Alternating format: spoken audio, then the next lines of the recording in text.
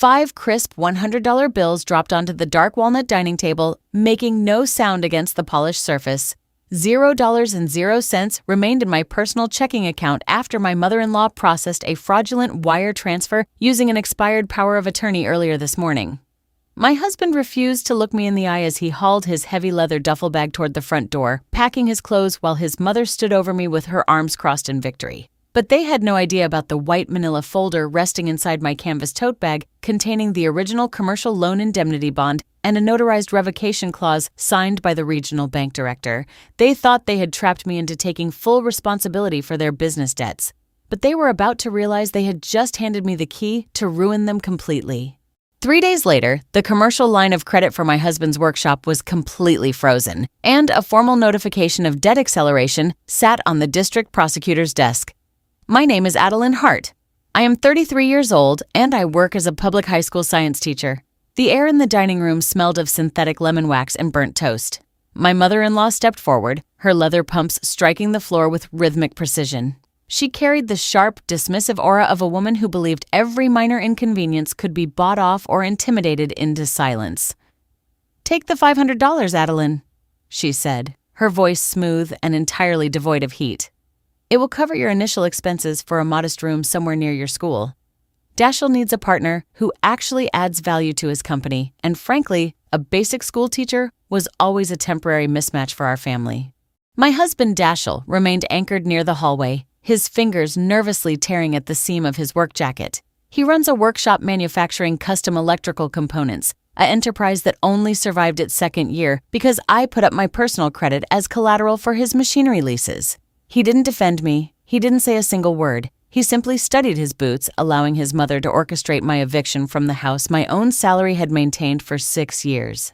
I didn't argue. I didn't let a single tear show. I picked up the $500 notes, feeling the stiff linen paper between my fingers, and pulled out the thick document packet his mother had forced me to review 2 months ago when the workshop applied for its corporate expansion loan. I flipped past the corporate registration on page 1.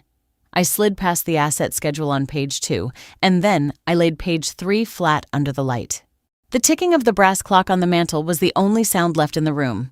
My mother-in-law, Calliope, stood over me with her chin tilted upward, wearing the cold, untouchable expression of a veteran real estate agent who was used to forcing desperate sellers into bad deals. She believed she had executed the perfect maneuver. What she failed to understand was that for 6 years, my teaching salary and immaculate credit rating had been the only reason her son's business hadn't collapsed into bankruptcy. When Dashiell and I married, his electrical components workshop was drowning under $80,000 of high-interest supplier debt. His father, Kenneth, a retired electrician, had already spent his entire pension trying to keep the machines running. I didn't hesitate. I stepped in, signed as the primary personal guarantor for his equipment lines, and dedicated $800 every month from my paycheck to service his commercial overhead. Over 6 years, my financial backing exceeded $94,000 in direct cash and over $300,000 in leveraged personal credit. I paid off Kenneth's medical bills when he injured his back, bought Dashiell's sister a reliable vehicle so she could commute to college, and spent every weekend preparing meals for their family gatherings while Calliope criticized my cooking and made passive-aggressive comments about public school salaries. I accepted the disrespect because I believed we were building a future together. I thought marriage meant standing shoulder to shoulder during hard times, but I eventually realized that sacrificing yourself for arrogant people doesn't earn their respect. It only teaches them that your boundaries can be pushed indefinitely. The true betrayal wasn't Calliope's constant condescension or Kenneth's cold detachment. It came from a hidden payroll file I discovered on the workshop's administrative computer 3 weeks ago. I was helping Dashiell clean up his digital invoicing system when I noticed an unauthorized secondary payroll sheet listed under an unfamiliar vendor name.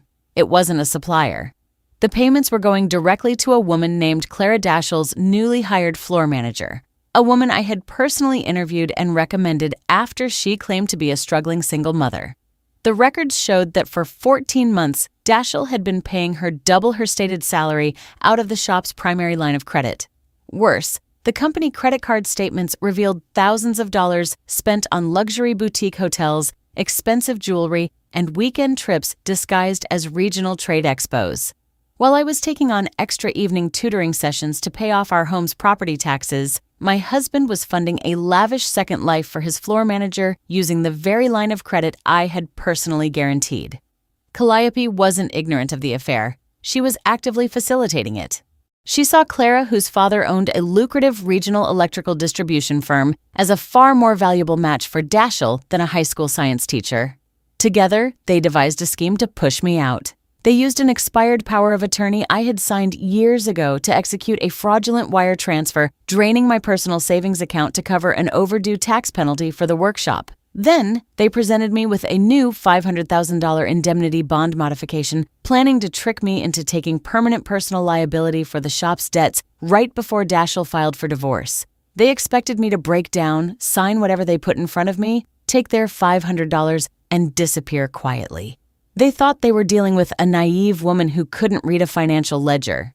They were about to find out how wrong they were. I didn't yell or confront Dashiell when I found that hidden payroll sheet. I knew that screaming only gives a guilty man time to construct a better lie. Instead, I quietly inserted a high-capacity thumb drive into the workshop terminal, copied every encrypted spreadsheet, every unauthorized invoice, and every tax filing from the last 4 years, and erased my digital footprint before shutting the machine down. The following morning at 5 o'clock, sitting at my kitchen table while Dashiell was still sleeping, I began my independent financial audit. Line by line, the numbers exposed a systematic campaign of corporate fraud. Under the guise of equipment maintenance, Dashiell had created 3 fake vendor accounts registered to a post office box 2 towns over. Over 18 months, he had funneled $86,000 through these shell entries.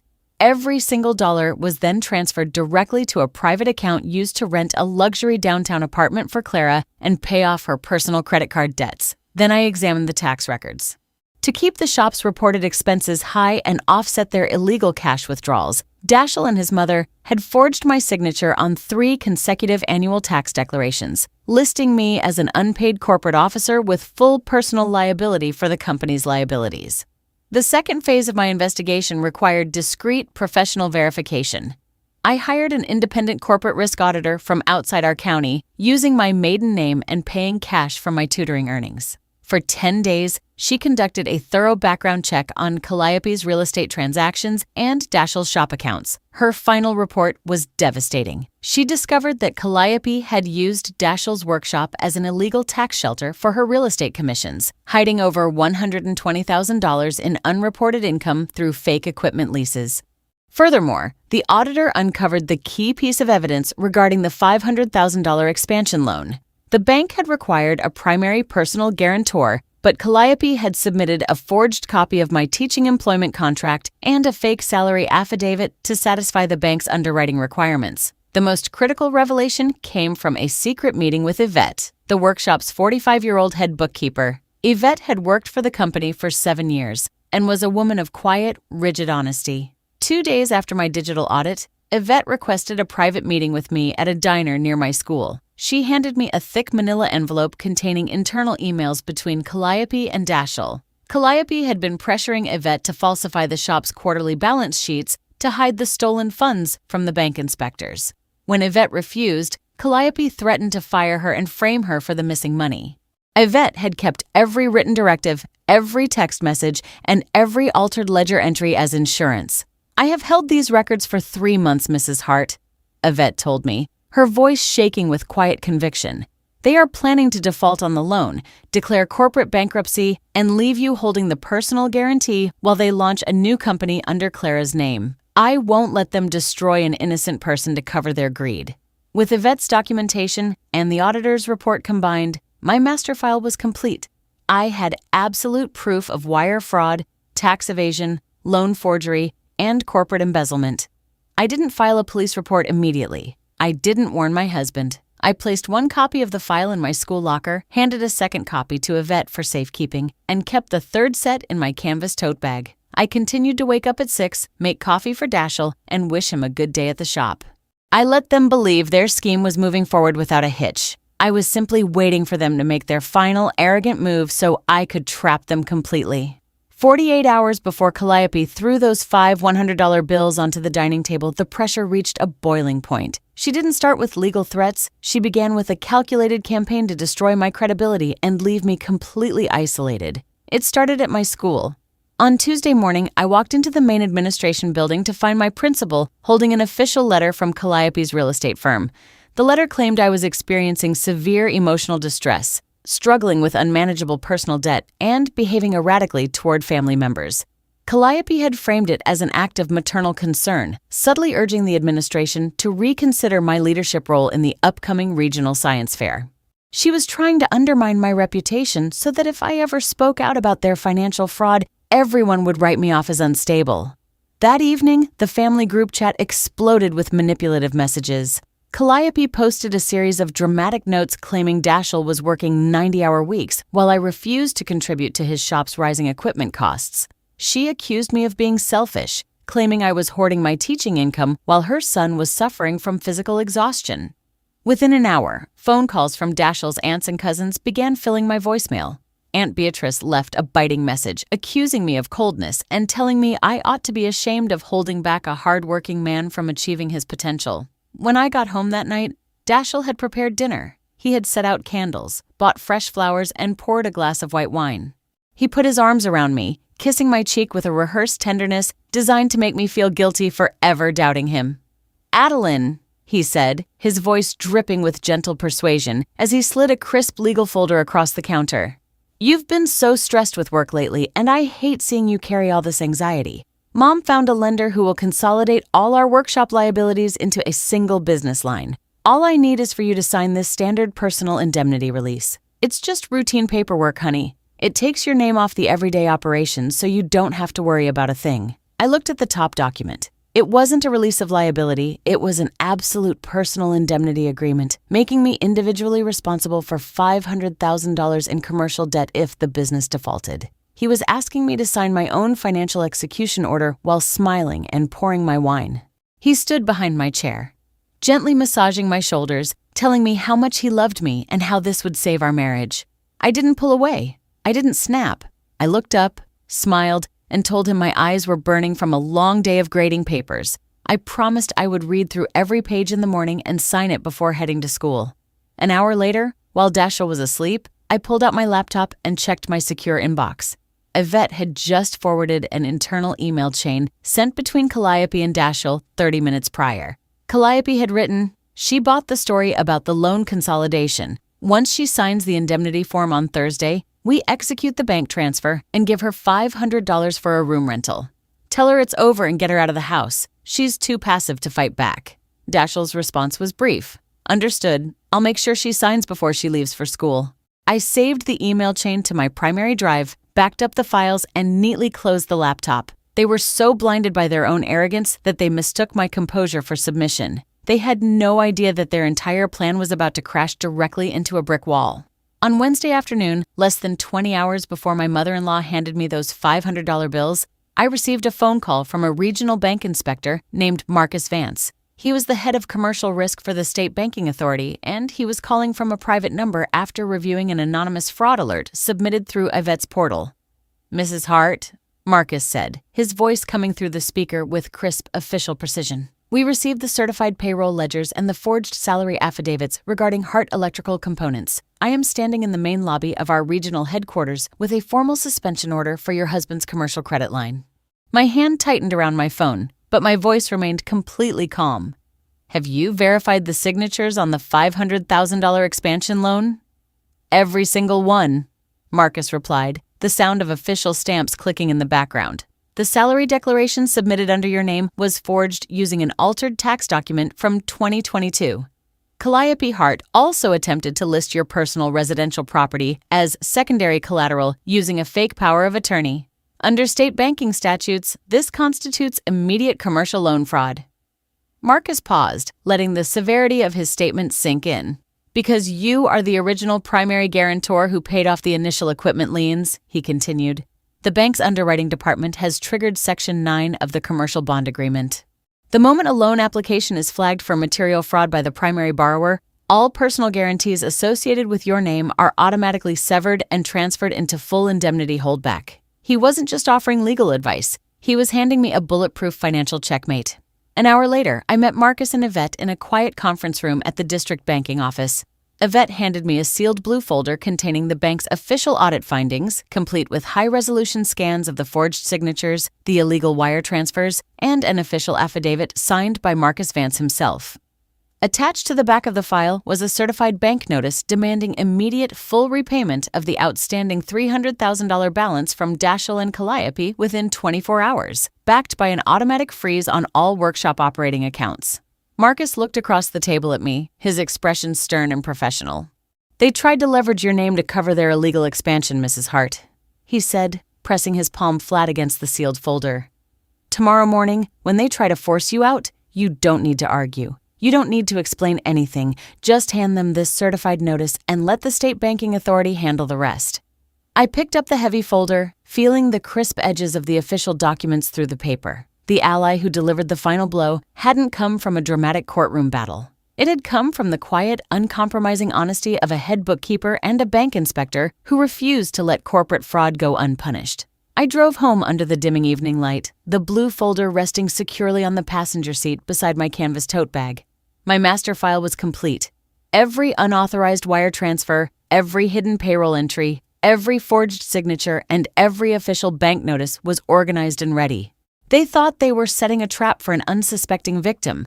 They had no idea that tomorrow morning they were walking straight into a financial trap of their own making. The 5 crisp $100 bills sat on the dark walnut table like a monument to their delusion. Calliope leaned back against the sideboard, her arms crossed over her chest, wearing a cold, victorious smile.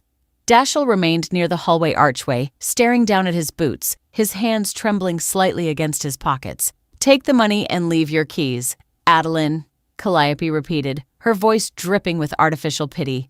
"We're being more than reasonable. You have 2 hours to pack your personal clothes and clear out of this house before the locksmith arrives." I didn't flinch. I slowly unzipped my canvas tote bag, pulled out the white manila folder, and placed it right beside their $500. Then, I slid out the sealed blue folder Marcus Vance had handed me 18 hours earlier.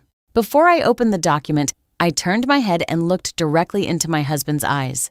If you discovered that the family you sacrificed for had spent years secretly forging your signature to steal your savings and fund an affair, would you walk away in silence, or would you force them to pay back every single penny they stole? Dashiell swallowed hard, his face turning pale under the warm dining room lights. "Adeline, don't make a scene," he muttered, his voice shaking. "Just take the $500 and let us handle the business debt." I didn't say another word. I opened the white folder. I passed the corporate summary on page 1. I bypassed the asset schedule on page 2. And then I laid page 3 flat under the light. Beside page 3, I laid down the certified affidavit signed by Marcus Vance, the forged salary declarations, and the full payroll ledgers provided by Yvette detailing the $86,000 funneled to Clara's account. Calliope's arrogant expression shattered instantly. Her skin turned a blotchy, violent red as her eyes caught the official state banking seal at the top of the inspector's affidavit. "What is this?" she gasped, her hands shaking as she reached for the paper. "Where did you get internal bank documents?" "This is page 3. Calliope," I said, my tone flat, steady, and completely devoid of emotion. "The original revocation rider of the commercial indemnity bond. The page that explicitly states that if the primary borrower commits material loan fraud or forges the guarantor's signature, my personal guarantee is instantly severed and full financial liability shifts directly to you." Dashiell stepped forward, his eyes wide with terror. "What? Mom, what is she talking about? You said her name was locked onto our expansion loan." "She lied to you, Dashiell," I said, turning to him, "just like she lied when she forged my electronic signature on the tax declarations. But thanks to your mother's banking fraud, Section 9 activated at 8 o'clock this morning." I picked up the $500 from the table and slowly tucked the notes into the front pocket of Dashiell's work jacket. "Keep your money, Dashiell," I said smoothly. "Because effective at 9 o'clock today, the State Banking Authority has executed an immediate freeze on all workshop operating accounts. You and your mother have exactly 24 hours to repay $300,000 in accelerated debt, or the state marshal will seize your machinery and equipment for public auction." Calliope slammed her hands on the table, her composed facade melting into sheer panic. "You can't do this!" she screamed, her voice echoing off the walls. "I will destroy your career. I will make sure the school board fires you by tomorrow morning." "You won't be calling anyone, Calliope," I replied, picking up my tote bag and standing tall. Because an hour ago, my attorney delivered certified duplicate copies of this entire file, including your forged lease agreements and Yvette's payroll ledgers, to the District Attorney's Financial Crimes Division and the State Real Estate Licensing Commission. Dashiell collapsed into a dining chair, burying his face in his hands as the weight of their total collapse crashed down upon him. I walked past them toward the front door, my steps calm, measured, and completely unhurried. As I stepped out onto the porch into the fresh morning air, I turned back one last time to look at the mother and son standing frozen in the hallway. "Save those $500, I said softly. "You're gonna need them for your bail." By early November, the crisp autumn wind had cleared the trees around my home, leaving the quiet afternoon air clean and still. The silence that filled my days was no longer filled with anxiety. It was the calm, settled peace of a life completely reclaimed. The financial collapse of Hart Electrical Components unfolded with swift, relentless precision. Without my salary or credit rating to shield them, Dashiell and Calliope were forced to face the state banking authority alone. The regional court granted an emergency freeze on all their commercial assets, forcing the immediate liquidation of the workshop's custom machinery to satisfy the $300,000 in defaulted debt. The machinery, which Dashiell had spent years boasting about, was sold off at a public auction on the courthouse steps for cents on the dollar. Calliope's real estate license was officially revoked by the state commission following an investigation into her unauthorized lease agreements and tax evasion schemes. To avoid active prison time on corporate forgery charges, she was forced to sign a plea agreement that required complete restitution, liquidating her personal savings and placing her suburban home up for sale. The arrogant woman who spent years looking down on public school teachers now spent her mornings filling out compliance forms in a county probation office. Dashiell's second life collapsed just as quickly. The moment his operating accounts were frozen and the luxury lease on the downtown apartment was terminated, Clara resigned from her position and moved to another state, leaving him to face the debt default entirely on his own. Unable to secure a commercial loan anywhere in the region, Dashiell took a job as a night shift maintenance technician for a commercial warehouse chain, living in a small rented room near the industrial park. He sent a long, written apology to my school inbox 3 months after the eviction, asking if we could talk about what happened and claiming he had been completely manipulated by his mother. I didn't reply. I printed the email, added it to my records file, and closed the window. A person who stands by quietly while their family is exploited for profit has already revealed their true character, and no amount of late regret can rewrite the past. Yvette received a well-deserved promotion, taking over as the head compliance officer for a major regional logistics firm in the county.